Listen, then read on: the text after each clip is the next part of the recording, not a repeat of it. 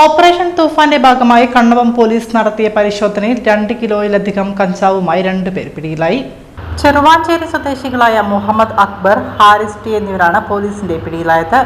ഇവരിൽ നിന്നായി ആകെ 2.06 കിലോ കഞ്ചാവാണ് അന്വേഷണ സംഘം പിടികൂടിയത്. പ്രദേശത്ത് കഞ്ചാവ് വിൽപ്പന നടത്തുന്നതായി കണ്ണവം പോലീസിന് ലഭിച്ച രഹസ്യ വിവരത്തിന്റെ അടിസ്ഥാനത്തിലായിരുന്നു പരിശോധന.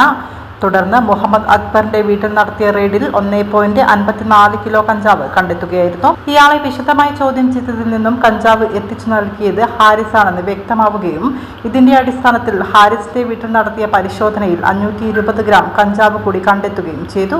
സംഭവത്തിൽ പ്രതികളായ ഇരുവർക്കുമെതിരെ പോലീസ് കേസ് രജിസ്റ്റർ ചെയ്ത് വിശദമായ അന്വേഷണം ആരംഭിച്ചിട്ടുണ്ട്.